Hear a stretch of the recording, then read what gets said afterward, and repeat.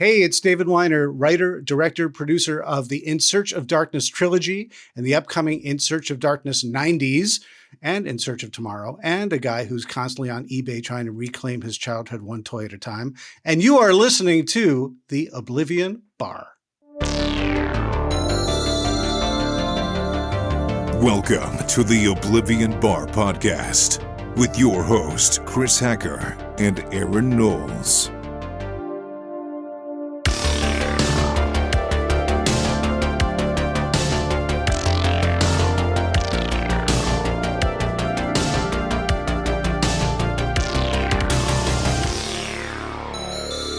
Hello, everyone. Welcome to episode 145 of the Oblivion Bar podcast, the official podcast of the Fantasy Shop in St. Charles, Missouri. I'm your barefoot murderer on a mission to kill 3 teenage girls, Chris Hacker. And joining me this week is the man who has known every single word to Britney Spears' smash hit Toxic since 2003, my co-host and BFF, Aaron Knowles. Los arañas. ¿Dónde está Spider-Man? And that's translated to Aaron. The common spider. Where is the Spider-Man? That's right. Perfect. Welcome, everybody, to the Oblivion Bar podcast, where not only will we be teaching you Spanish, but also be talking about, oh boy, Aaron, just El Diablo. a movie. It is a movie that came out this weekend. Aaron, we've talked about, in previous episodes that we weren't even going to cover this, right? Like it was not even on our schedule. And I said, Aaron, if you want to talk about Kraven the Hunter in October, we have to talk about Madam Webb, which is what we're talking about today. I don't know how I asked for this situation to occur other than wanting to actually talk about Kraven because I'm kind of excited about Kraven. But let me ask you this. Do you honestly think that Kraven could be worse than this? Absolutely. Oh, no. With not even like a slight doubt, will I put any confidence in Sony going forward? Unless it's an animated film starring Miles Morales, there is nothing that Sony can do with the character of Spider-Man or his adjacent side characters that I will have any confidence in. Yeah. And I think that Kraven will be as bad, if not worse. There's no way that it's any good, Aaron. There's zero possible. There's a zero chance. There's a slight chance that it's better because we love Aaron Taylor Johnson, but there's no way that it's going to be good. Right? I mean, honestly, you truthfully think that it could be good. Okay. You remember how I've said there's only been one movie that I've ever walked out of the movie theater on? Yes. There was almost two. Almost two. Can I tell a quick funny story before we get into like our news and notes and everything else, Patreon, all the stuff? It better be fucking riotously hilarious. Let's go. It is. Okay. So throughout this film, I was in a mostly empty theater. It was like me and probably 15 other people. It was on a Wednesday night. So this Valentine's Day. Right. And I'm sitting kind of like in the middle of the bottom part of the theater. And there's this couple that sits down. They come in late. They come in like 10 minutes in the movie. And throughout the entire film, not throughout the entire film, but throughout the majority of the beginning of the film, they're talking, I would say like normal volume, not like loud, not really quiet, but just kind of like how you and I would be talking if we were face to face. And there was a time during this movie that I thought, is it worth possibly getting in a fight over Madam Webb? Because you know me, Aaron, we're exactly the same way that when we go to the movie theater, we want the respect of people paying attention, regardless of whether it's bad, which it was. But if I'm going to pay money to see a film, which I did, I spent $18 to see this film in IMAX. Jesus.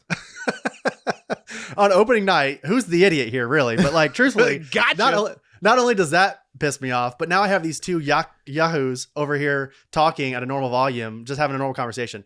Point of the story is that I eventually told them to be quiet. But regardless, that there was a point in the movie where I thought, is it worth it? Should I just let these two people have it like a fine time, like a fine date?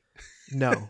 At the movie, than having some guy by himself tell them to be quiet during Madam Webb. No. There's this like clip going around on the internet, and it's the guy who is like he's like a loss prevention officer, and it's from this movie. I think it's on Netflix about this woman who's like an extreme couponer who ends up going to jail because she's like frauding. Anyways, so the clip is this guy who's sitting on the window seat of an airplane, and this woman's Mhm. like, "Sir, will you let my daughter look at the window? It's her favorite part." And he just looks at her and goes, "No, even if I could, I wouldn't. She needs to learn a valuable lesson here that the world doesn't work the way that she wants it to." That's what people need to learn in the theaters these days. And what's funny is that I had the same experience. Oh, no I kidding. had the same experience. So it's a 3:30 p.m. showing. Obviously not 3:30 a.m., but it's a 3:30 p.m. showing at the theater. That's actually right next to my comic shop, that my local comic shop now. I sit down, and like further up front, like this group of probably 4 or 5, school age high schoolers, boys, they get up for some reason, decide for some reason to sit in the row behind me, and not just in the row behind me, but like directly behind me. And they start talking, and it's like they're talking through the trailers. Okay, I get it. Trailers aren't necessarily something you don't talk through. But then the movie's opening credits start talking, or start going, and they still continue to talk. And normally, I'm not somebody like I avoid confrontation. But I paid good money for this movie. I was already kind of in a grumpy mood because I'm not looking forward to it. Because you're watching Madam Web. Because I'm watching Madam Web. I was also like a couple of minutes late. So like I didn't start the movie late, but like I didn't see all the trailers. But anyways, they're talking. So I just casually leaned over my shoulder and I said, just wondering, are you guys going to talk through the entire fucking movie? Because I'd like to know now. I'm just checking. And they're like, no, we're not going to. And then one of their friends decides to go, thank you. And they didn't say anything else through the entire movie, except at one point, somebody decided to open the biggest fucking bag of chips in the world. They don't sell chips at theaters, by the way. You have to bring that. Yes. It was like 3 minutes. It was like 3 minutes of them opening this bag. And I felt like it was intentional. The other thing was, there was a gentleman in front of me who thought that this movie was fucking hilarious. Like he's laughing the entire movie, like not like a like he's laughing at the movie, but like a like he's like chuckling at the things that are going on in this movie, and I'm just like, the fuck did I sign up for today? Yeah, what is this crowd? But we'll get into Madam Web and all of its whatever it is. Aaron, tell the people how they can support us on Patreon. Absolutely. So the best way to support us and this show, because we are one and the same, is to join the Patreon. Okay, it's patreon.com/Oblivion Bar Pod. And for your contribution and support, you have access to The Grid, which is our weekly Patreon exclusive episode. It's a bonus podcast.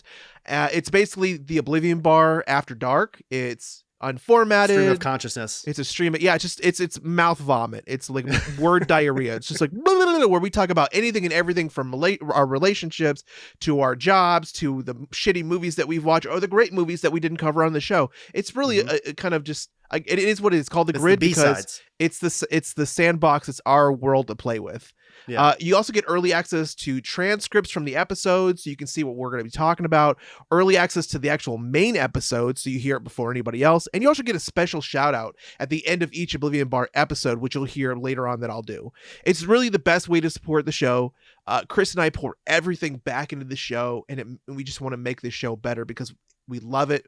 We love getting to hang out with each other, and we love getting to hang out with you guys. So, that support is just us supporting you guys back. And you can also link and listen to Patreon exclusive content on Spotify. So check out the banner if you go to the Oblivion Bar podcast on Spotify, at the top, it'll say like exclusive content or whatever. You can tap that and you can link your Patreon to Spotify and listen to it via Spotify. And we also just love giving free shit away. So, every once in a while you'll get a free sticker, or we've given out free comics, or we've given out t-shirts. So, that in itself pays for the subscription itself, Absolutely. So yeah. Patreon.com/Oblivion Bar Pod. Aaron, let's go ahead and get into our news and notes. News and notes. Alrighty, our news and notes segment is sponsored by Omnibus, backed by some of the top publishers in the medium. Omnibus hosts an extensive back catalog from Image Comics, Boom Studios, Dark Horse, IDW, Ahoy Comics, Titan Vault, and so many more. And most importantly, Omnibus supports in-app purchases. Download Omnibus now on any iOS device and follow them over on social media at Omnibus app. Omnibus, by fans, for fans. It's bitchin'. Aaron's that's the subtitle unofficial. is It's bitchin'. If you guys don't wait till the end of the episode, each episode, you don't know what that means, but he says it every episode. It's the unofficial tagline. It's our tagline. It's our tagline for Omnibus. It is bitching. Awesome. It is. So are the guys that work there, by the way. Carl Weathers. So our first bit of news and notes is a little bit of a sad one. It's about Carl Weathers, which, this happened, I want to say maybe like a week ago, a few weeks February ago. 1st. February 1st. Yeah, a little over 2 weeks ago. Sad way to enter February, but he passed away at the age of 76. What a specimen of just Hollywood sports. Weathers, who majority of people know started as Apollo Creed in the first 4 Rocky films and appeared in Predator, The Mandalorian, Happy Gilmore, Action Jackson, Arrested Development, dozens of other films and TV shows. He passed away from atherosclerotic cardiovascular disease. It's basically the hardening of the arteries caused by a buildup of plaque in the inner lining of the artery. To be honest with me, this is pretty much like a natural cause because animals suffer from it. Humans do it also. So it's just something that, if you're over 35 and you don't have a pulmonary specialist, a cardiovascular specialist, a heart doctor, go get your heart checked. If it can take out Carl Weathers, it can take you out as well. Yeah. Born January 14th, 1948 in New Orleans, Weathers was an exceptional athlete and was a star football player at San Diego State University. Weathers would eventually sign with the Oakland Raiders, which is something I didn't know until I found this out recently. He was an undrafted free agent in 1970. He played for only 1 season. However, Weathers was also auditioning for acting roles while playing football and would eventually get his big break with Rocky in 1976 as the Dancing Destroyer, the King of Sting, the Master of Disaster, the one and only Apollo Creed. Man, he killed that role. He had the Stars and Stripes shorts, he had the top hat, he had the robe, we see a lot of actors that go from being a sports celebrity to The Rock, some other people, and end up becoming an actor. But this guy found his true passion, and he was good at it, and he played in a lot of roles that really shaped, myself for starters, probably you, Chris, as well, and he's been doing it ever since. I mean, like again, Dylan, you son of a bitch. Dutch. Yeah. Oh, Dutch. That's right. Because Dylan's the one who says it, right? No. Hold on. Dutch is Arnold Schwarzenegger. Dylan is Apollo, or excuse me, Carl Weathers. You have me psyched out there because I know your 80s film. I do. So 1976 though, I mean that's almost 50 years. Yeah, almost 50 years in Hollywood. So I mean longer than you and I have been alive. I'm almost combined.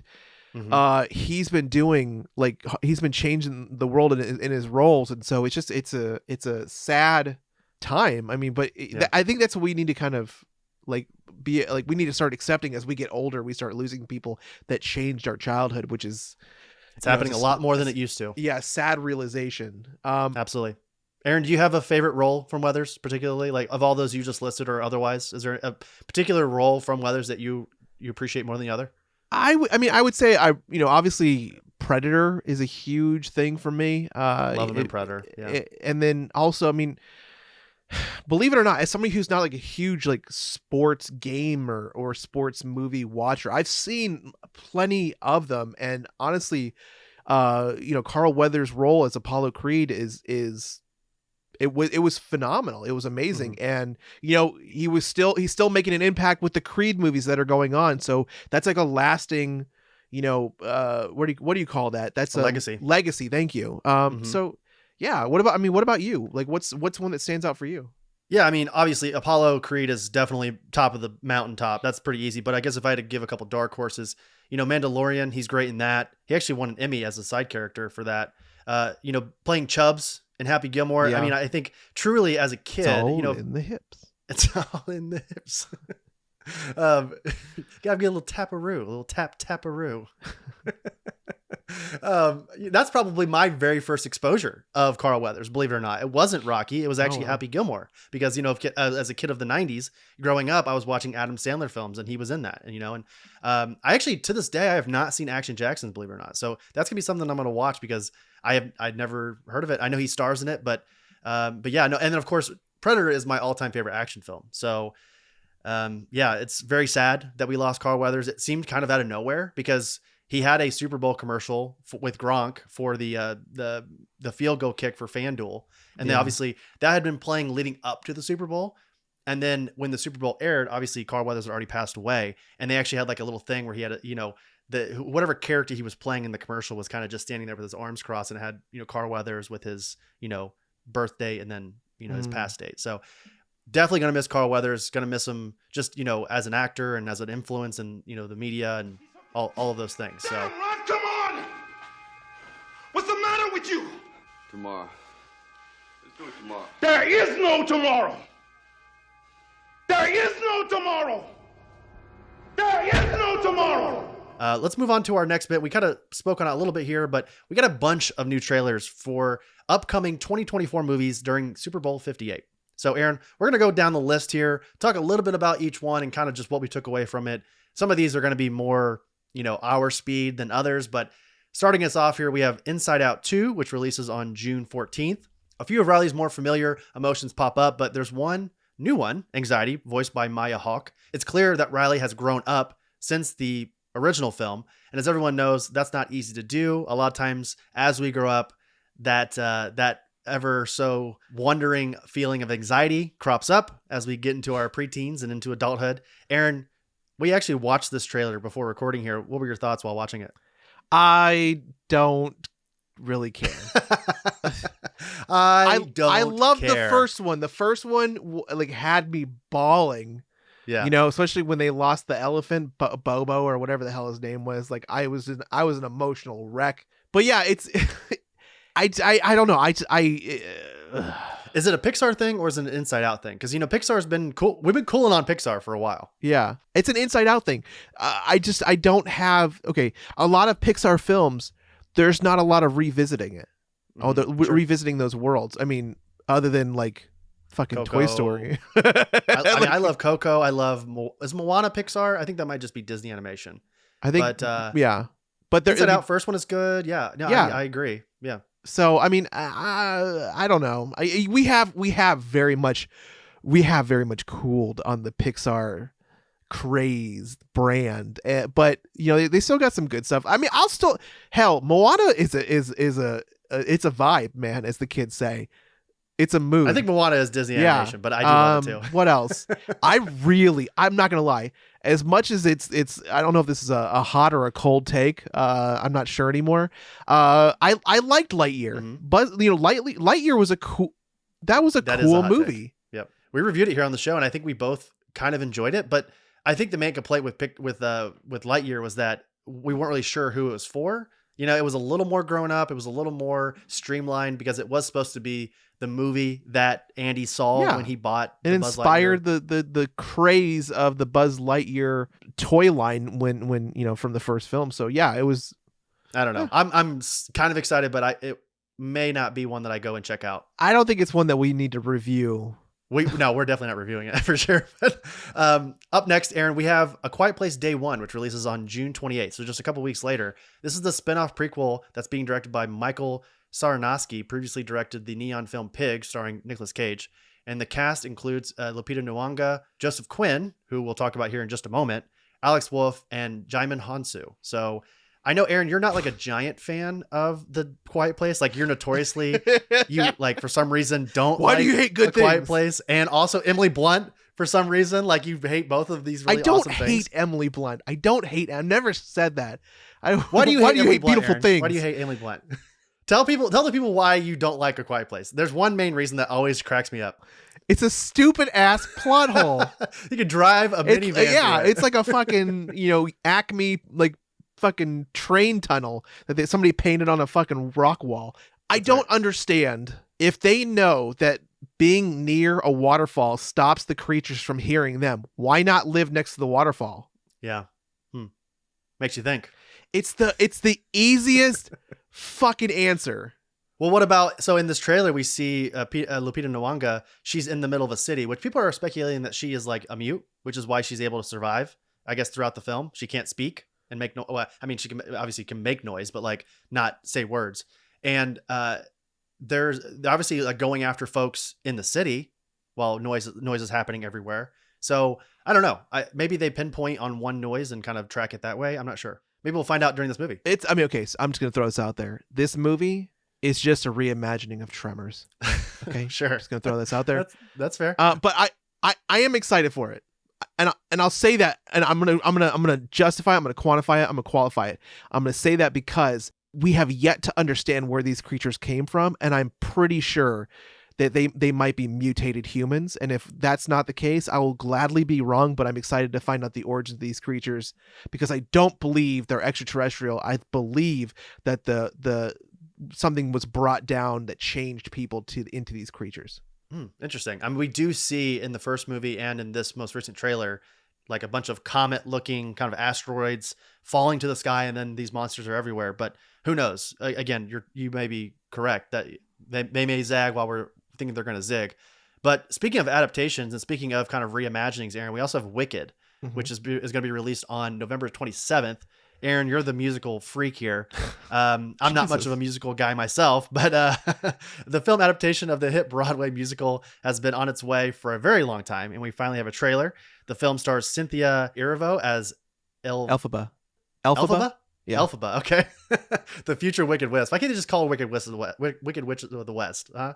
And then Ariana Grande as Glinda the Good, which I'm guessing is the Wicked or the Witch of the North, right? Mm-hmm. And then we have it's being directed by John M. Chu, who directed Crazy Rich Asians. So, and also Jeff Goldblum as the wizard. That's correct. Yes, Yeah. You're right. Absolutely, I forgot about that. What are your thoughts on this? So okay, I've been wanting to see the musical, not the movie. Yes. I've been wanting to see the musical for a long time, and I'm actually I think I'm gonna try and go do it like sometime around my birthday, which would be amazing, which is in less than 2 weeks. Yay. Yay. And thankfully this movie doesn't come out for 7 months, so I have time in case that doesn't happen. I am interested in seeing this after I've seen the musical. Sure. I am not excited for Ariana Grande. Nothing against Ariana Grande.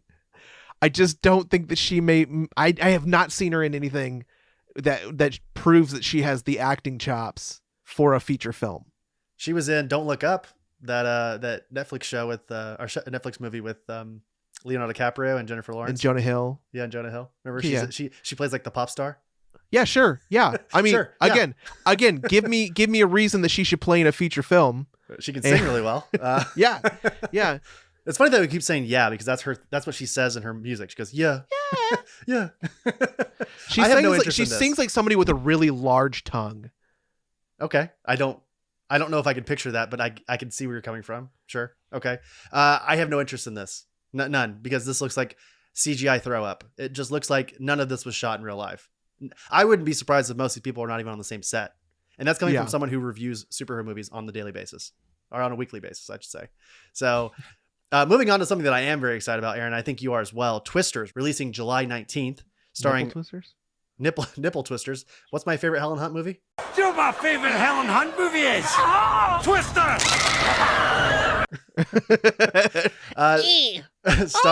starring Daisy Edgar Jones, Glenn Powell, and Anthony Ramos. Aaron, Anthony Ramos. Yes. From why isn't he playing the wizard? He's been in a few musicals. Yeah, in the Heights. He was in Transformers. Love Anthony Beast. Ramos. Mm-hmm. Yeah. He was also in Hamilton. He was in Hamilton, correct? He was also in Dumb Money in a small role. He was like a GameStop employee. So anyway, let's see here. We have this is meant to be a sequel / reboot of the 1996 film. It is also being directed by Lee Isaac Chung, who directed 2020's A24 film Minari. So I saw the trailer for this at the front of Madam Web, and I'm excited. You know, what can you do with the franchise of Twister besides add another Twister? Still got those little bally things, those little weather balls. I thought that was a one-time thing. How has tornado / Twister science not changed in almost 20 years? Why are we still using these little weather balls? Aaron, tell me that. Is it 20 years or is it 30? It's 30 years. Oh my God, you're right. Years. 30 years. Jesus. I can't math. The little weather balls have stunted my knowledge. Clearly those are 5G weather balls. Yes. We moved on to 4K weather balls. That's what gave us COVID. Yep. Obviously. No, I don't. No, we're making stupid jokes. I don't know. I am excited to see. I love the movie Twisters. It's one of those ones that's on TNT like 18 times a year. Yeah. you know, and like you're flipping through the channel and it's absolutely there, and you cannot not, like, you have to watch it. You have to watch it. The scene where they get eggs and bacon, they're like, food. You know, it's one of those movies you could probably almost, you know, say like just every word through it because you know it so well, you know. Also, shout out to and RIP to two greats from that film, Bill Paxton and Philip Seymour Hoffman, both in that film. Both are awesome in that movie. Yeah. And, you know, I was just looking it up really quickly. I just wanted to see. So the original budget for the first Twister was $80 million. Just damn. Ballpark, Aaron. How much do you think it made at the box office domestically? 75 million. No, this thing killed back in the day. Not only did it kill it in the theaters, 300 but also million. You're pretty close. $495 million. $500 million. It made $500 million on an $80 million budget. And it still has a like an attraction at several theme parks. Yeah. Have you ever done like Twister the Experience? No, I haven't, but I'm familiar. Yeah, so they do like a little, like they show like how a twister like you can have like a fire twister. They do that. Yeah. They have like this scene where they're at the movie theater and it's like a regular scene. All of a sudden the twister comes in and like shit starts falling apart. There's flames and there's like the signs falling and sparks and it's crazy. Yeah. But it seems weird that it's been 27 years since they've done anything with this. I think there was some movement with Joseph Kosinski, who we know from Tron Legacy and Top Gun Maverick. He was attached to Twisters for a while, and I think he eventually just dropped out. And I think that's why it's now being directed by Lee Isaac Chung. So yeah. I think it was connected to Joseph back in like 2018, and it just has been stuck in production purgatory for the longest time. And now, of course, we've got the rise of Glenn Powell and his stardom, and you know, of course, who's the other one? Daisy Edgar Jones is also a pretty big star, as is Anthony Ramos. All three of their stock is rising pretty heavily. So it makes sense that they would release it now and kind of get it into production. So moving on to another film that's been kind of somewhat stuck in like production purgatory for a while. We've got Kingdom of the Planet of the Apes, which is releasing on May 10th. So we don't have to wait too long for this one. This one's coming out in just a couple months. The next installment, which is directed by Wes Ball, who was the director of all of the Maze Runner film adaptations, seemingly takes place 300 years after the events of 2017's War of the Planet of the Apes, which, Aaron, you know I love.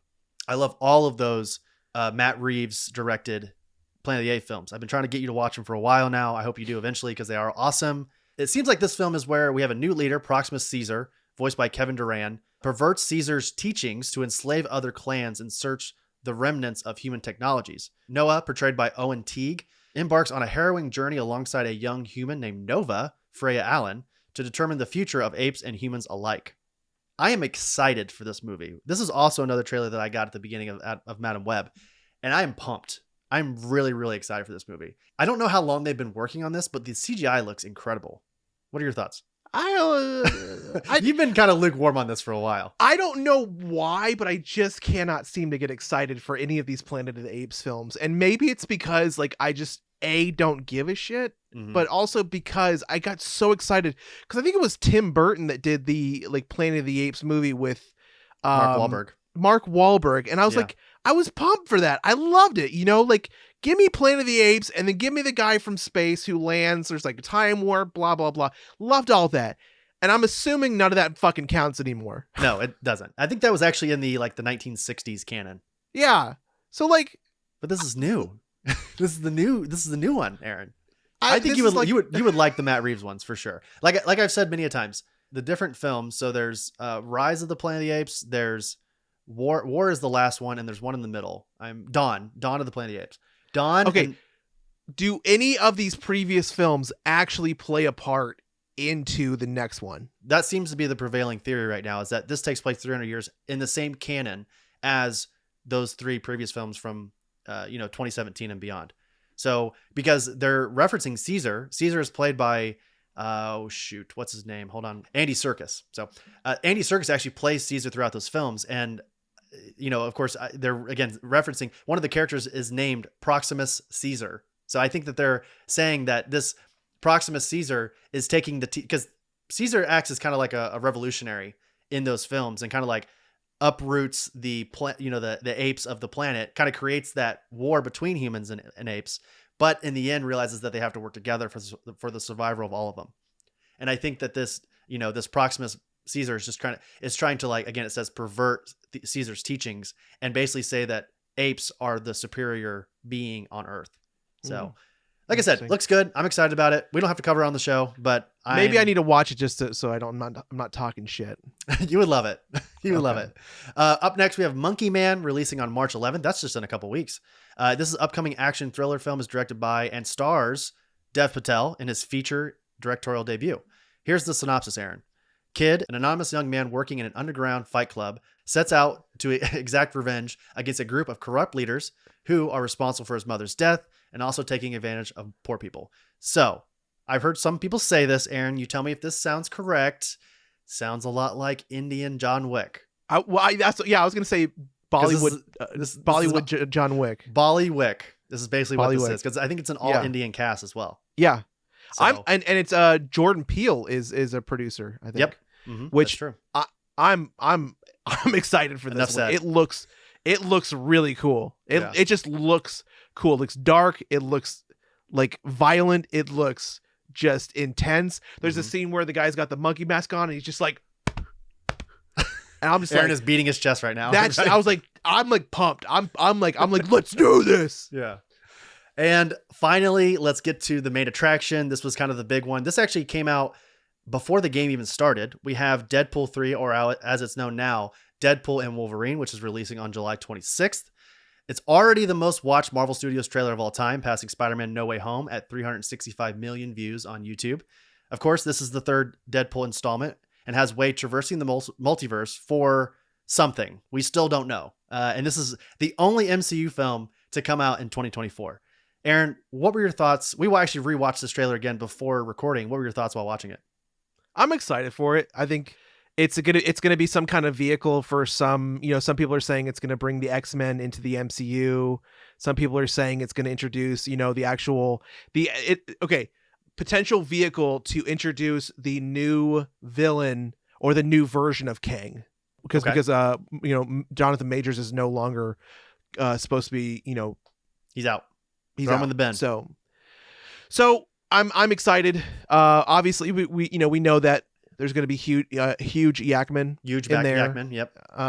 We know that there's going to be a whole lot of stuff in this as usual, and it's going to be fun. It's Ryan Reynolds. Ryan Reynolds would not sign up for a Deadpool movie unless it was done the right way. So I trust in Ryan Reynolds.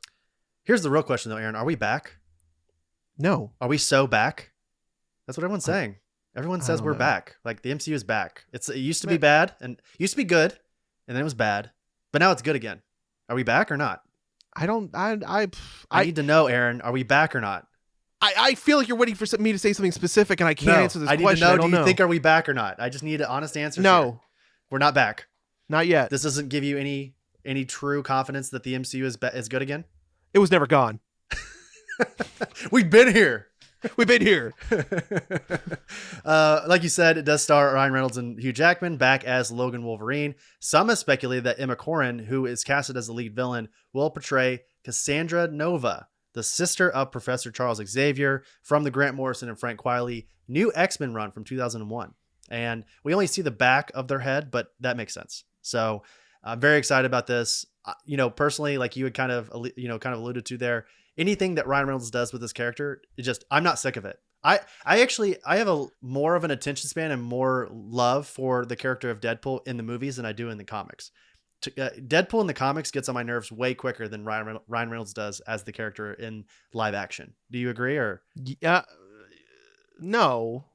You don't agree? You like him still in the comics? Okay, so I think it's a divided fan base. Okay. You have a lot of people who've been like diehard Deadpool comic fans for the longest time. And then now you have even more people who are brought to the comic because of Ryan Reynolds. Sure. Yeah. But I feel like, I don't know, Deadpool is done in I feel like, yes. I'm trying to think of the best way to kind of compare this, because there are certain people who act like their on-screen or their off-screen portrayal of that character so well that it's almost seamless. RDJ is a good example. Yeah. That's a perfect example. So, but that doesn't mean like Iron Man's still hugely popular just in his own fan base. Well, yeah, no, I'm excited for this. And again, we'll definitely cover it on the show, seeing how it is the only MCU film of the year. So, Aaron, we got to cover it. But speaking of the MCU, we've got one final piece of news. And obviously, as everyone can tell by now, we're like stretching this news and notes out as long as possible and covering a lot of stuff because we're trying to wait out our main topic. But Aaron, we have fun. Yeah, exactly. We have one final bit of news. Why don't you take us into it? Okay, this is something that I'm surprised Chris handed to me because I thought he was going to handle it himself for how much he loves the Fantastic Four. But we finally have our Marvel Studios cast for Fantastic Four. Okay, Valentine's Day, Marvel Studios shared an exciting sneak peek into the upcoming Fantastic Four movie, not only confirming an incredibly talented cast, but also revealing the story will be set in the space age of 1960s. And now I have my own theories, but I'll save this till the very end. But the cast is now known as, of course, we have drum roll, please. Drum roll. I love this casting. I do. Keep going. We have Zaddy, Pedro Pascal, The Last of Us, The Mandalorian as Reed Richards, Mr. Fantastic, Vanessa Kirby from The Crown, Mission Impossible: Dead Reckoning as Sue Storm, Invisible Woman, Joseph Quinn, which I'm pretty pumped about that one, Les Miserables, Stranger Things as Johnny Storm, the Human Torch. So if you remember, I forget his name from Stranger Things, but Eddie Munson. Yeah, Eddie Munson.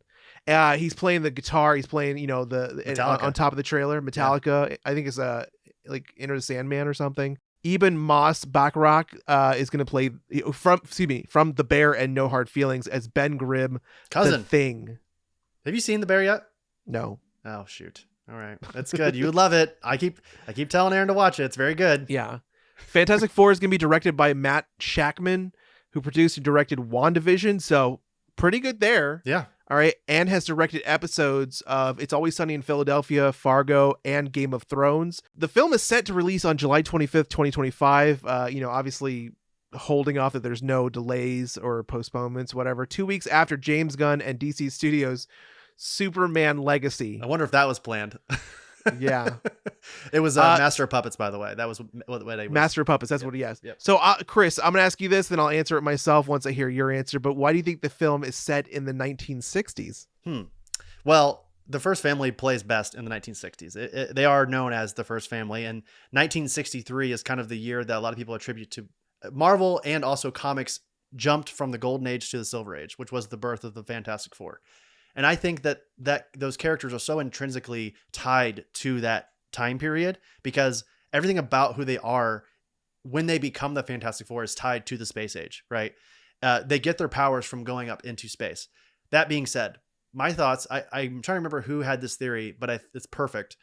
They said that these characters are actually from modern day. So Reed, Sue, everybody is from modern day, and they go up into space to do something. And something happens up in space and it flings them back into the 60s while also getting powers. So that's kind of my theory. And it's kind of like it's the Marvel's excuse for doing a period piece again, because we haven't seen a period piece since Captain Marvel. And on truly, we haven't really seen a period piece since, I would say, Captain America, the First Avenger. So what are your thoughts, though?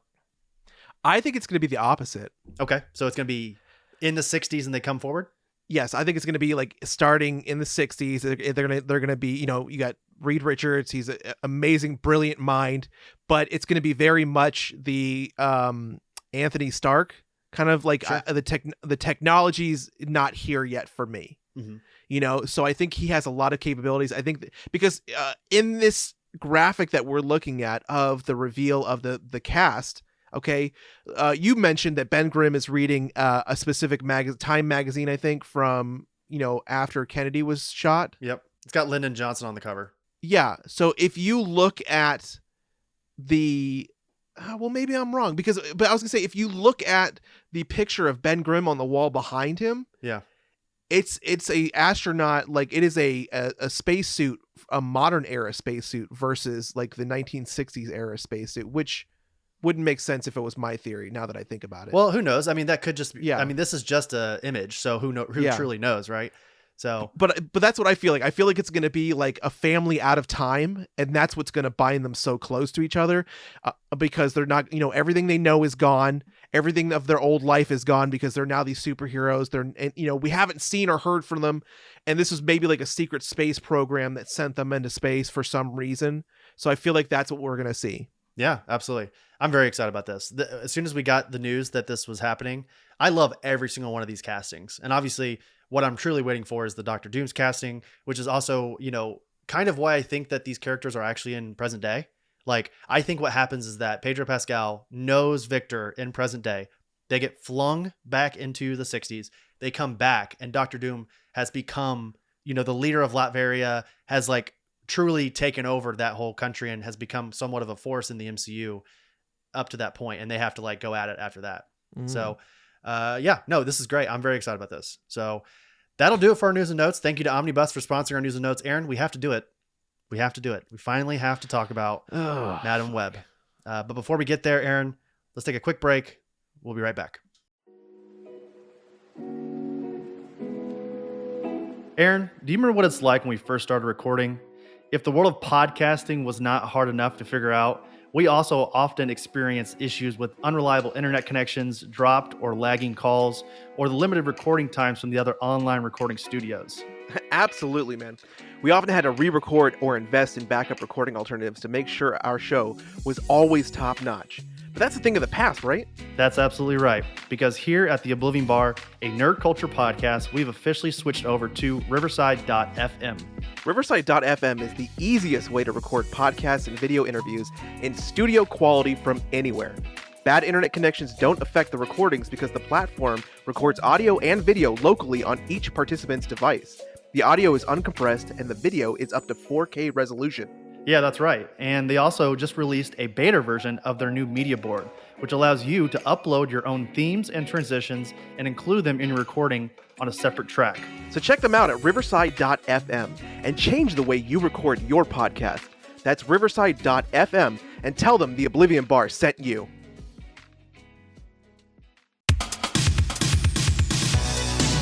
Main topic.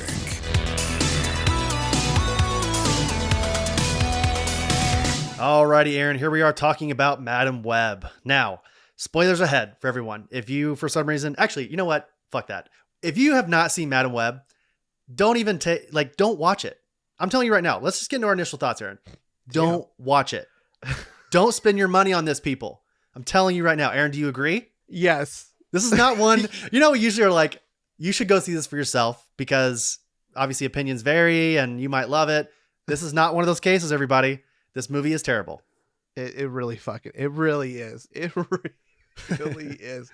Oh my God. It might be more entertaining to listen to us talk about this movie than actually watch it. Yeah. I think, truly. I mean, that's not saying anything. And you'll have wasted less time. Yeah, exactly. You'll listen to this in an hour and a half. This movie is almost 2 hours long. So there you go. God, it felt like it. It felt like it. All right. So initial thoughts, Aaron. Let's just, kind of broadly, what were your thoughts walking out of the theater after Madam Web?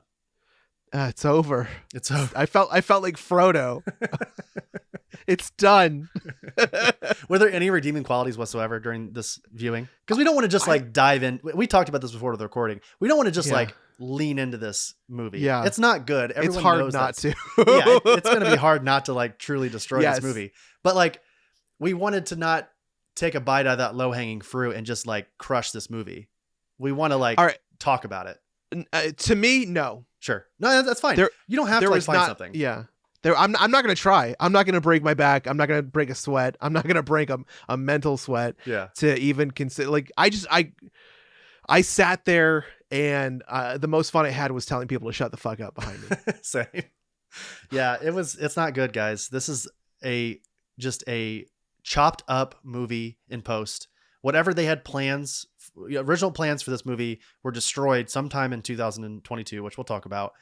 It has no connection to any of the other Spider movies, which it doesn't really need to. You can enjoy a movie by itself. But I think with that type of liberty, you would have thought they would have taken some chances and actually had some quality. Nope. This is a la Elektra, a la Catwoman. We're talking same level of quality.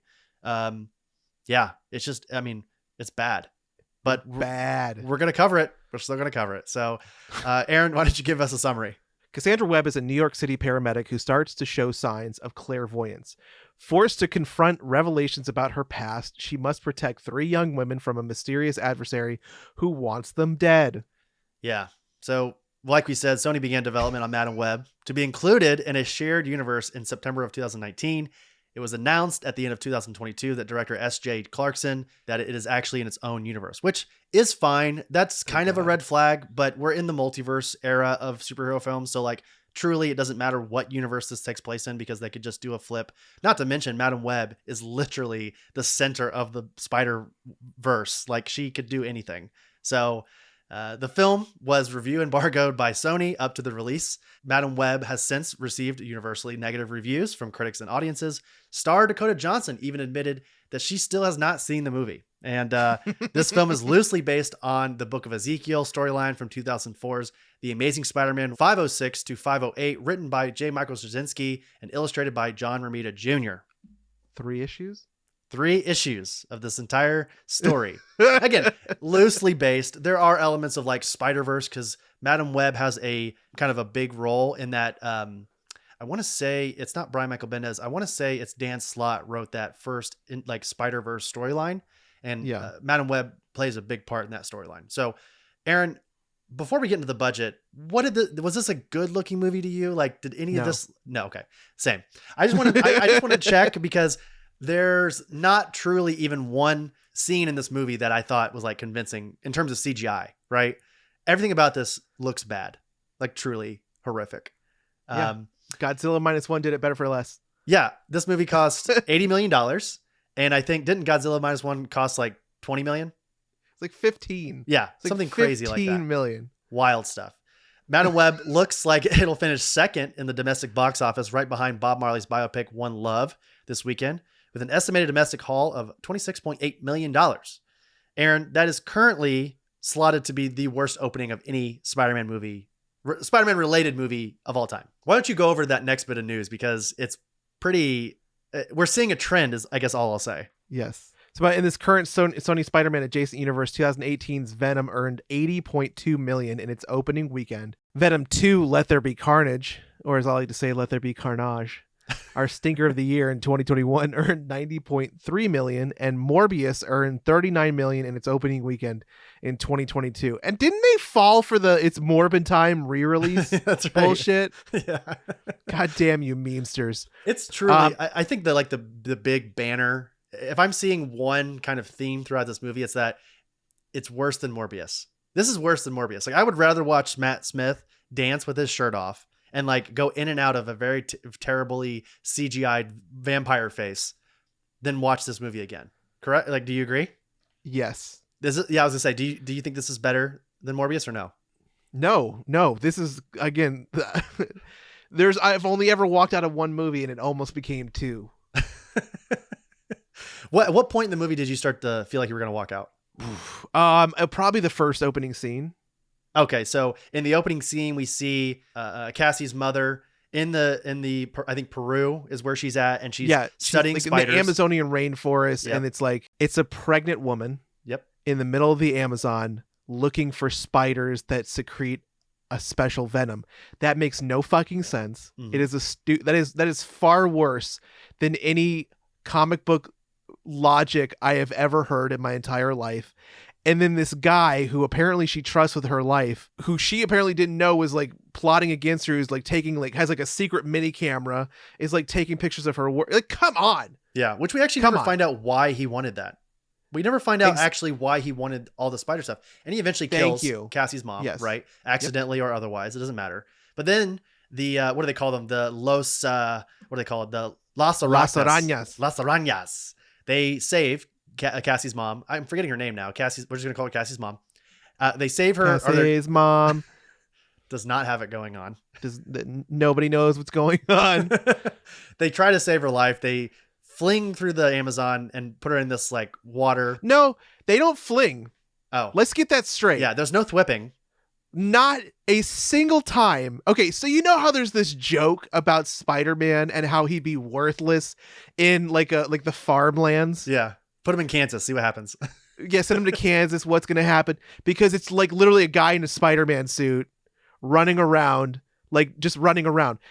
That was this movie. Yeah. Are you talking about with Ezekiel or with the Las With Arañas? Ezekiel, Okay. but both. But that was this movie. Not a single thwip, not a single web, not a single fucking anything. Like, it was literally watching a guy who, for some reason, has a Spider-Man costume when there's no Spider-Man. This is much earlier than Spider-Man.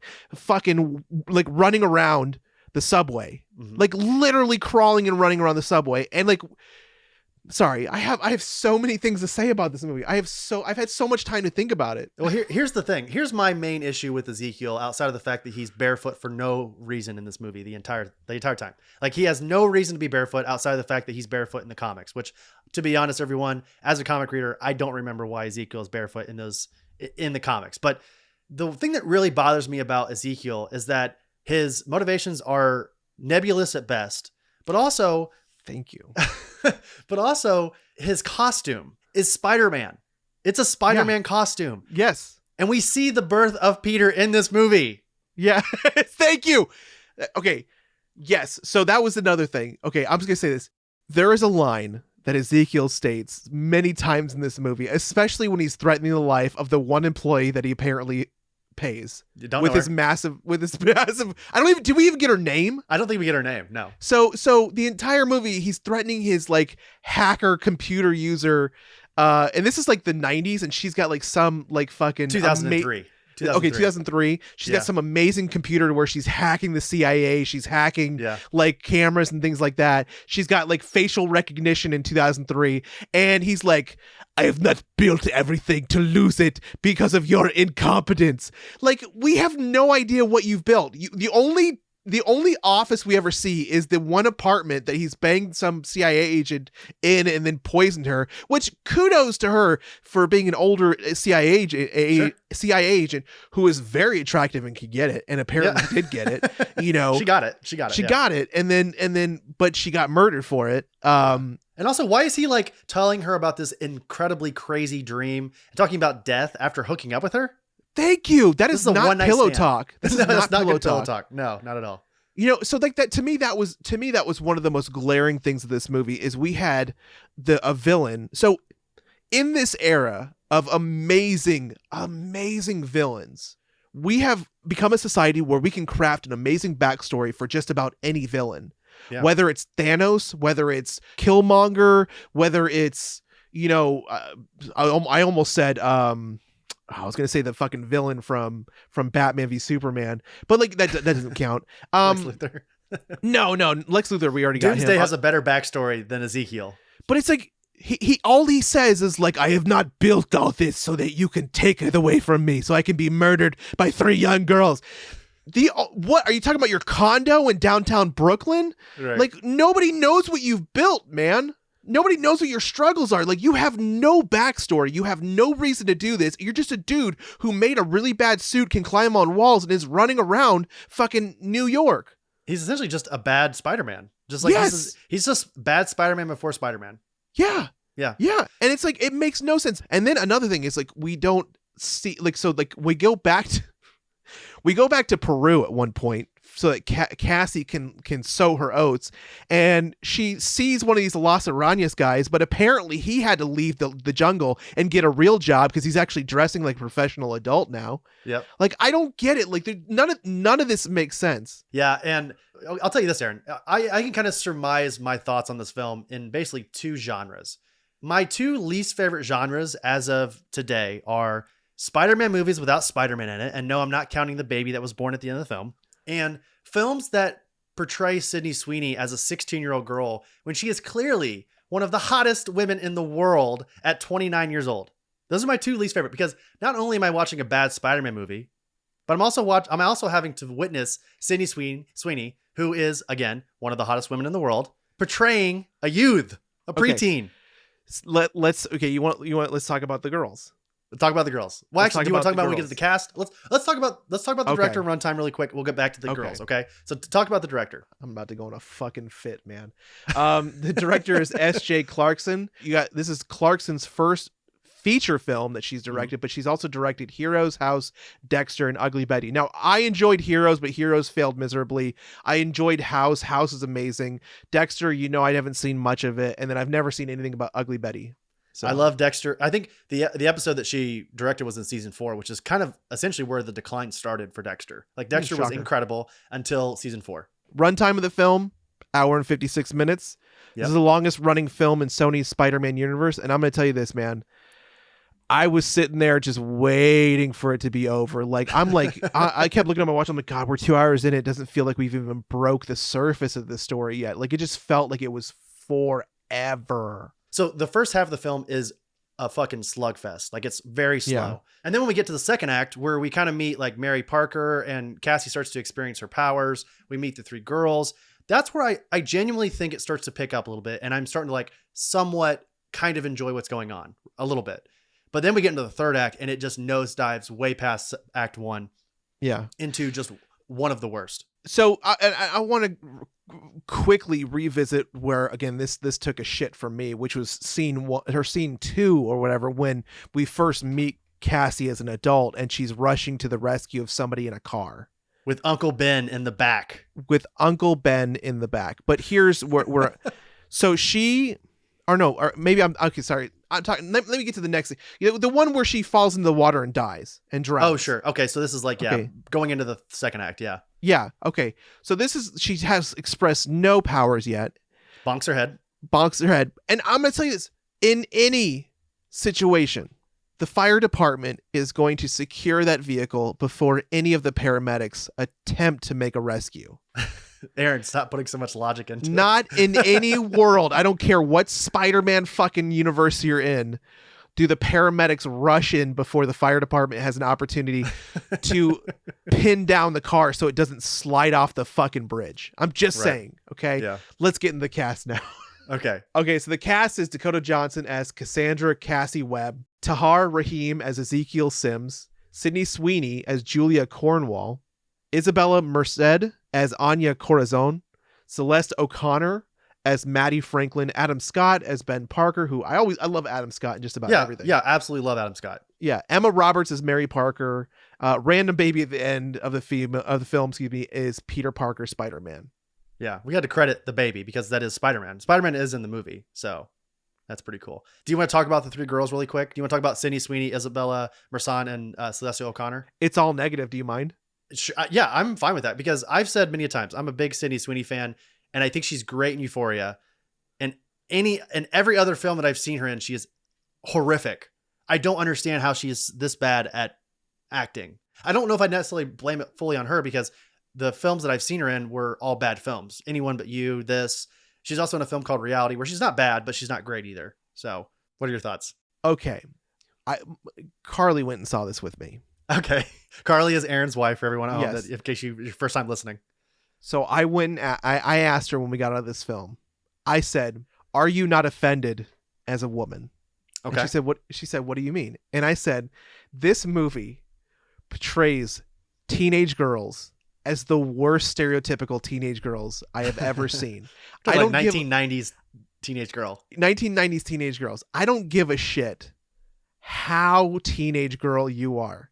If you just saw a bunch of cops murdered, the next thing that you're going to do is probably not want to go talk to boys. Should we? I don't know. Should we? I don't know. Tie your shirt up and show a little Tie your midriff. shirt up. Let's go dance. You know what? Let's go get fries. I want a burger. Let's order everything. Let's get on the table and dance at this bar when we're supposed to be like quiet and not be Right. seen by anybody. This is the stupidest portrayal and the worst portrayal. To me, as if I were a woman, I would be so offended by how they portray these young girls because all they want to do is talk to boys and be, mischievous and rebel against the system and not listen to Cassie who's trying to save our lives from the murder that we just fucking saw. We just saw him in the We in just the subway. saw him. So to me, it's like the worst fucking. And the other thing is like we don't even like we get about 30 seconds of them in suit with powers. Yeah. And in the trailer, it makes it seem like these girls are going to get their powers. They're going to fight this bad guy and they're going to be the spider girls of whatever Earth this is. We get 30 seconds of them in suit and it's Total. And it's Front of the movie, back of the movie. That's it. It's so fucking bad. It's so bad. And not only that, but goddamn, did Dakota Johnson obviously not want to be there. She so did not want to be there, Aaron. That's a good point. Thank you for saying that because it kind of leads into our next bit here. Which Yeah. is Dakota Johnson said while doing press for this movie, I have never really done a movie where you're on a blue screen and there's fake explosions going off and someone's going explosion and you act like there's an explosion. That to me is absolutely psychotic. Johnson also left her agency, WME, in favor of CAA less than a week after the first trailer had dropped. According to Variety, this raised industry eyebrows and generated rumors that Johnson did not like the movie, especially after she made fun of it while hosting Saturday Night Live. That making fun of resulted in this. Johnson advertised the film during her monologue on SNL. She called it she said, it's called Madam Web. It's in the Marvel Universe and it also stars Sydney Sweeney. So kind of like if AI created your boyfriend's perfect movie. And according to Dakota Johnson in an interview with The Wrap, the screenplay underwent extensive rewrites to the point that it no longer resembled the film that she signed up for. The original screenplay, which was described as darker and very Terminator-inspired, would have had Madam Web and the Spider-Women trying to protect a pregnant Mary Parker from Ezekiel Sims, who wanted to kill her to prevent the birth of Peter Parker. So, I think you were onto something when you said that we barely get any of those suits, but we do get them, and I think that was from the first script. This movie was supposed to be something wildly different, and then when they realized that it was shit, they chopped it up in post, and we got this monstrosity. Like, it's wild that they even thought that this would be a good idea to even put this thing out. They should have done the whole WB thing and tax write-off. Just don't even release it. But I think they WB. I think they thought, okay, we have, and I think Dakota Johnson is onto something here. This is probably exactly what Sony Pictures, the execs, thought. They go, well, it's Spider-Man, so that's our big money property. So it'll at least, the nerds will at least go see it. And Aaron, guess what? We fell for it because we went and saw it. And two, Sydney Sweeney. Your fault. Yeah, it's my fault. Sydney Sweeney's, her stock is rising. She's one of the hottest stars in Hollywood right now. And she's in it in a very small, almost like mysterious, like totally against her normal character role. Like they obviously filmed her and got her for this movie way before like the stardom has started to come out. So that's why they released it. They knew this movie was shit and they still put it out. Do you want to talk about like the story? Like, do you want to talk about the final act at all? Like, do you want to talk about how Ezekiel Sims got ran over twice in this movie? Do you want to talk about how he was killed by the S and the Pepsi sign? Don't forget the P fell on him also. Oh, the P as well. Yeah, he got PS'd. So he got peed on. He got peed on. He got peed on. I made that joke in the theater. Do you want to talk about how towards the end of the film, Cassie visits that Santiago character in Peru? And at one point he says, when you take on the responsibility, great power will come. Yeah. You want to talk about that at all or no? No. Like how, oh God, this movie is it's traumatizingly bad. Yeah. It's so bad. Today, Aaron, I think our lowest rated film that we've ever reviewed on the show was Artemis Fowl, which ironically was the very first film we ever reviewed on the show as well. I think we both gave it 1 star each. Yeah. We'll get to eventually what our rating is at a 5 David Winders, but I have a feeling that Madam Web is going to be competing for that last title. But yeah, let's get into some fun facts. Again, I don't think we need to talk about this movie much more. Obviously, we didn't like it, everyone. I'm literally racking my brain trying to figure out what there is to talk about. We get the scene. We'll talk about it here in a moment in fun facts, but we get the scene of the 3 Spider Women and Cassandra in her full costume. Okay, here's one thing I want to talk about really quick. And I saw you jump up there, so I think you want to talk about it too. What is up with Cassie's complete personality change at the end of the film? That's what I'm saying. That's what I'm saying. Like she clearly did not want to be there. And she's probably like she probably had no idea who Madam Web was. And she's like, but I've been walking and talking and seeing and doing things all fucking movie. And now in this last scene, I'm just supposed to sit in this wheelchair and pretend that I'm blind and fucking can't walk. Like, what is this? What is this? And she's like, yeah, but but if I could justify one thing in that moment, it would be her demeanor has changed from a person. So, okay, I don't know if you ever did you see Lucy? Yeah, with Scarlett Johansson. Yeah. Yep. Do you remember how when she like finally became like one with everything, she had that like almost monotone voice? Yeah. The same thing with Johnny Depp was in a movie where he was uploaded to a computer by his wife because he was dying. Same thing, when you can see everything and like you become less than human. Oh, Dr. Manhattan's a good fucking comparison. Yeah. You just become like not really human anymore. And so she's so connected by everything. That's the only thing I can kind of explain that she's just like, oh, I'm everywhere. I can everything see that the girls say. She's like, Oh, I saw that coming years ago. Yes. Like, that's how she talks. Yes. I can see better now than I ever have before. I'm surrounded by all the people I love. Everything I need. So fucking bad. I know it's not what I'm thinking, so I know that that's not the case, because that would be giving them too much credit and too deep of a pool to dive into. This is them. Again, she clearly didn't want to be there. She didn't understand what was going on.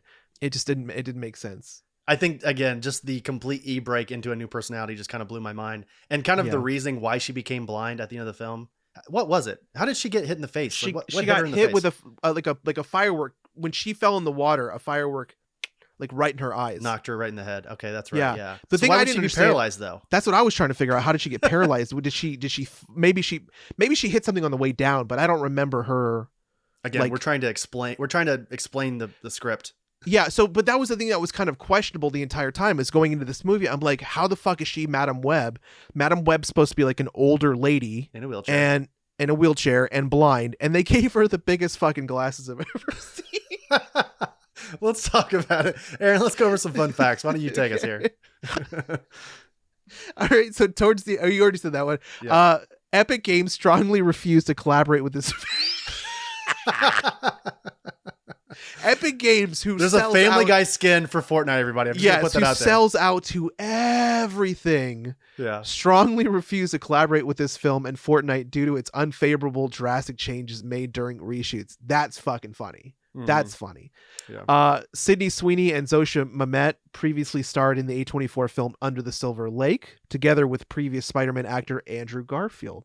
Madam Web first appeared in The Amazing Spider-Man number 210, November of 1980, and was created by Dennis O'Neil and John Romita Jr., which you stated earlier. Yeah. Sydney Sweeney plays Julia Cornwall, who was originally supposed to be Julia Carpenter, first appearing in Secret Wars number 8 from October of 1984. Julia Carpenter is known as the second Spider-Woman, later known as Arachne, and then the second Madam Web. Julia was created by Jim Shooter and Mike Zeck. Isabella Marquez plays Anya Corzan, who was created by Joe Quesada and writer Fiona Avery and artist Mark Brooks. We know Mark Brooks. He's pretty cool. Yeah, we know Mark. Yeah. Anya made her first appearance in Amazing Fantasy number 1 in August of 2004 under the pseudonym Aranya? Is that how you say it? Aranya Spider, and later in Young Allies number 5 in October of 2010 with the codename Spider-Girl. She is a Latina daughter of a Puerto Rican father and a Mexican mother. Celeste O'Connor plays Maddie Franklin, who first appeared in the comics in Amazing Spider-Man 441 from November of 1998. Maddie was created by John Byrne and Raphael Kayanen, I think is how you say that. Mm-hmm.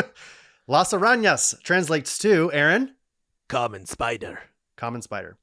Maddie Franklin says she knows someone who may be able to help. She mentions her Uncle Jonah. And while she doesn't speak to him and we don't see him on screen, it feels like this could be a nod towards the memorable Spider-Man character J. Jonah Jameson.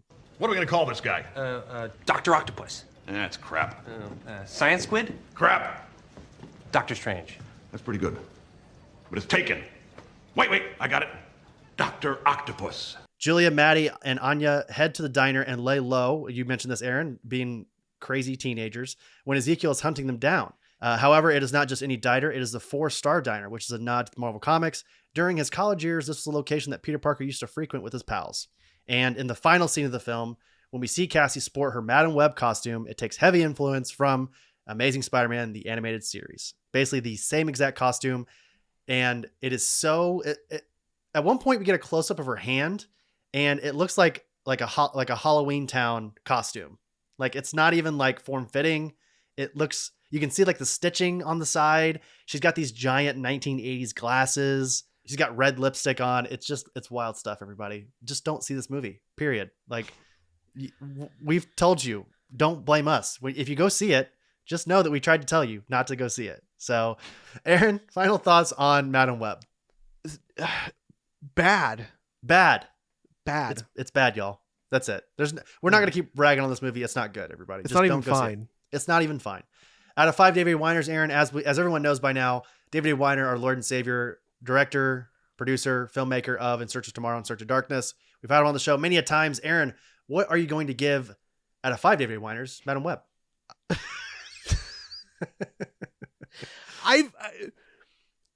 Can I give it no stars? No, you have to give it a star. Or 0.5. Well, we don't do 0.5s or anything. We don't. Do we? We do. We do. Okay, yeah. We do. Yeah, you can do a 0.5 if you want. I'm gonna give it a 0.5. Since I can't give it a 0, I'm giving it a 0.5 because that's the thing. I'm sorry. I'm just gonna say it to go with my rating. My final thought is just I cannot find anything remotely redeeming about this film. Sure. Yeah. We're not ones to like purposely rag on something if it's not good. We try to find the good in it. There are plenty of times in films, during reviews of films on the show, that if there's some redeeming quality, we like to highlight it. But ultimately, this is not good, everybody. And kind of speaking on Aaron, I'm gonna give it a 1. I'm gonna give it 1 David A. Weiner, and it only because of Sydney Sweeney. Like her and my attraction to her. That's the beginning and end of what I. And you know what? Actually, Dakota Johnson is she's very attractive herself. All right, what 0.5 for Adam Scott then? Okay, there you go. Yeah, 0.5 for I'll give it a 1 for the inclusion of Dakota Johnson, Sydney Sweeney, and Adam Scott.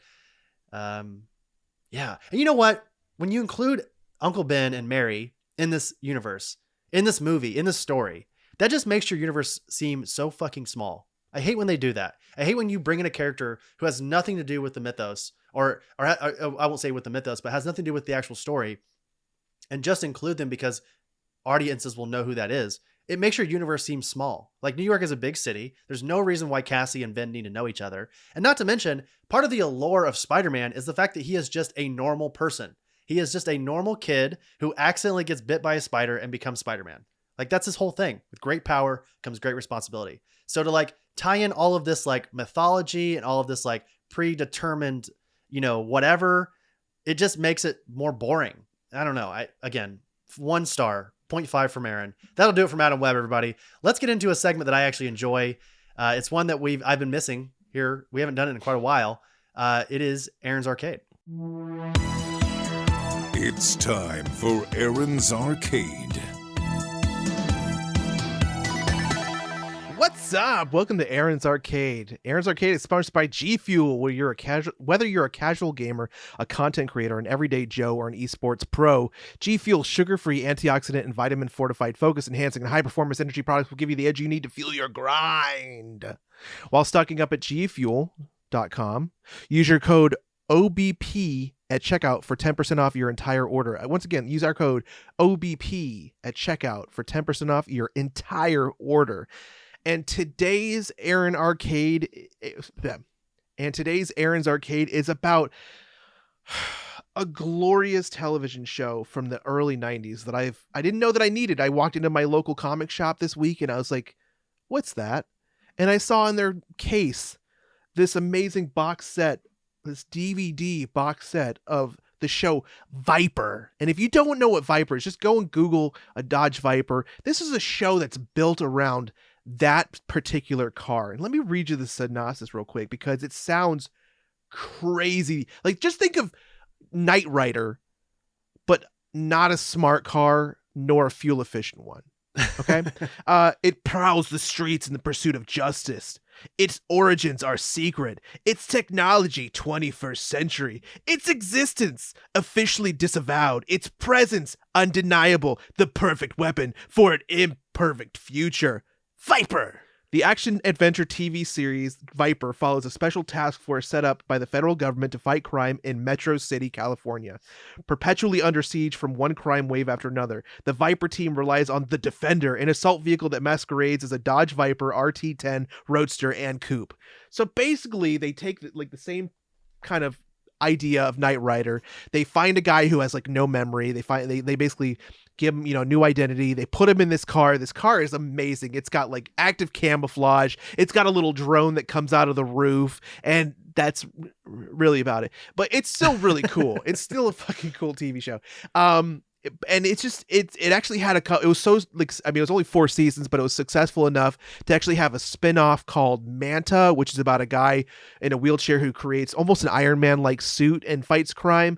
So this was like 1994, I would say 1994, where it was a very interesting era for action TV and what we were seeing. Hercules Legendary Continues. The Legend Continues, was a very popular show along with, Xena. So you had those older, like, those shows, and then you had like futuristic ones like Viper and Sequest and The Invisible Man.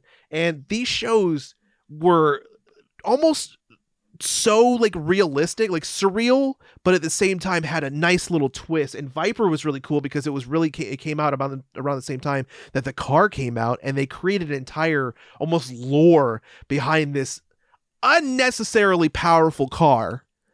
And it's just a cool show. Like, it's, again, if you like Knight Rider, if you like just like science fiction, if you like car chases, if you like crime shows, if you like, kind of, rogue CIA and rogue government agencies that go and fight crime in a specific city because for some reason, federal government needs to work in Metro City, California, which none of it makes sense. It's just a really cool show for 4 seasons.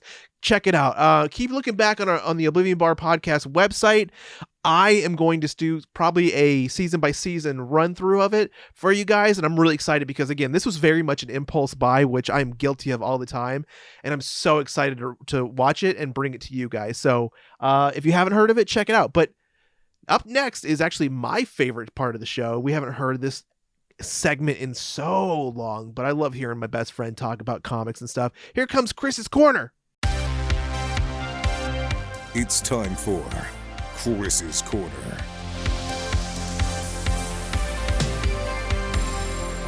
All right, Chris's Corner is sponsored by The Fantasy Shop. Since 1981, The Fantasy Shop has been the best place to find comic books, graphic novels, board games, role-playing games, and card games in the greater St. Louis area. Check them out at fantasyshoponline.com and make sure you stop by the next time you're in town. The Punisher Warzone, Volume 1 from 1992, written by Chuck Dixon and illustrated by John Romita Jr., is my Chris's Corner pick this week. Aaron, we are both big Punisher fans. We often will try to defend him in his actions, even though we know he's kind of a maniac. But he offers this kind of interesting parallel in the comic universe, whereas he's like the ultimate power fantasy. As someone who has been done wrong in the universe, having his family killed, and also kind of taking crime into his own hands, there is often that idea of like, why don't superheroes just kill their villains? Like, truly, if they want to stop crime, why don't they just kill their villains, right? And of course, there's a lot of ethical and moral issues there in terms of like what Frank is doing, but you can't deny that a lot of times Frank and his mission is at least effective, right? And in Warzone from 1992, Chuck Dixon, who is mostly known for his work over on Batman over at DC, comes over to Marvel and writes this story, Warzone, which some people may remember from the movie from the 2000s, starring the late great Ray Stevenson. We miss Ray Stevenson and his portrayal of Frank from back in the day. Criminally overlooked, I would say, even in that movie. But Frank Castle's war on crime as the Punisher turns the Marvel universe into a war zone. Who is Shotgun? And can Frank infiltrate the Carbone family from within as posing as a simplistic cousin of Mickey Fondanzi? So in this story, essentially what happens is that at the beginning, Frank is kind of just going about his day as the Punisher and kind of taking on crime. And he gets in this giant argument with Micro, and him and Micro essentially break up in the very beginning of this issue, of this storyline. And that basically just means that Frank is on his own to fight the Carbone family. And what he does is he kind of portrays as like this kind of like dumb cousin to a low level criminal. Again, Mickey in the story is this kind of like low level criminal in the Carbone family. Basically what he does is he threatens Mickey that if he doesn't help him out, he will kill him. And Mickey agrees. And there's this cool dynamic between Mickey and Frank throughout the entire story, because Frank is partnering up with this villain who he's fought multiple times in the comics, and they have to like go up the food chain and kill all of these big ranking, lieutenants in this crime family. And I mentioned Shotgun in here as well, which Shotgun is a really cool, speaking of Carl Weathers, I feel like if they had ever made a Punisher adaptation of this in the 90s, I could totally see Carl Weathers playing Shotgun, because Shotgun is basically just like an African-American version of Punisher. Like Shotgun is actually a previous platoon member in war or in the army with Frank from back in the day. And throughout the book, we're cutting back to Shotgun, and we're thinking that Shotgun's actually to go after Frank, but you find out that Shotgun is actually there to help Frank. So it's really cool. John Romita Jr., I'm not like his biggest fan, but he's really great in this. I think his work really lives best in like the 80s and 90s. And I think this is just, it's a fun book. It's kind of over the top, and that's Punisher, man. You love it. So once again, that's Punisher Warzone, Volume 1, 1992. Warzone has continued on. Like, it's kind of become its own title. So you'll see that there are multiple versions of Warzone throughout time. So yeah, Punisher Warzone, that'll be Chris's Corner. And Aaron, that'll do it for episode 145 of the Oblivion Bar podcast. We got through Madam Webb, and we're better. I think we're better people. We've all grown, right? I'm still healing. We talked our feelings out. Yeah, I got some things I gotta work through. Yeah. Well, next week on the show, Aaron, we're got a little bit lighter of an episode. We're bringing in Tyler Crook, who is an amazing artist, but also a really great writer as well. He currently just finished up The Lonesome Hunters, The Wolf Child over at Dark Horse Comics. And we sat down with him to talk about Lonesome Hunters. Love Tyler. He's one of my favorite artists in the game right now. So when Dark Horse reached out to us to talk to Tyler, I jumped at that opportunity, and I'm really excited for everyone to listen to that conversation. So that'll do it for episode 145. Aaron, take us out of here. Subscribe to our podcast, Apple Podcasts, Spotify, YouTube, Audible, iHeartRadio, wherever you listen to your favorite podcasts, that's where we are. Thank you to our patrons, Alex, Alice, Aaron, Cassidy, Christy, David, George, Greg from First Issue Club, Haley, Ham6, Botter from the Short Box, Jake from Spectales, Jake S, Jason, Jeremy Kyle, Losi, Mac, Miles, Mike, Robert, Travis, and Brad and Lisa from Comic Book Couples Counseling. Whew. Follow us on social media, Facebook, Instagram, TikTok, Blue Sky, and Threads at Oblivion Bar Pod. Thank you, Omnibus, for sponsoring the show. Use the link in our show notes to upgrade how you read comic books digitally. It's bitchin'. Official merch of the show can be found on our website, oblivionbarpodcast.com. That shit is awesome. Thank you, Kevin Siegler, for all of our Oblivion Bar art. He's at the Zigzone on Instagram. Thank you, Dreamkit, for all of our musical themes. Thank you, DJ Skyvac, for our grid theme. Thank you, Fantasy Shop, for sponsoring the show. And last but not least, do not forget to tip your bartenders 20% or more, or your teeth might fall out. You suck as bad as Madam Webb, and that's a fact, Jack. Ooh, damn. I wouldn't wish that on anybody. Burned. All right, everybody, that'll do it for episode 145. Thank you so much for joining us here on the Oblivion Bar podcast. We will see you next week for episode 146.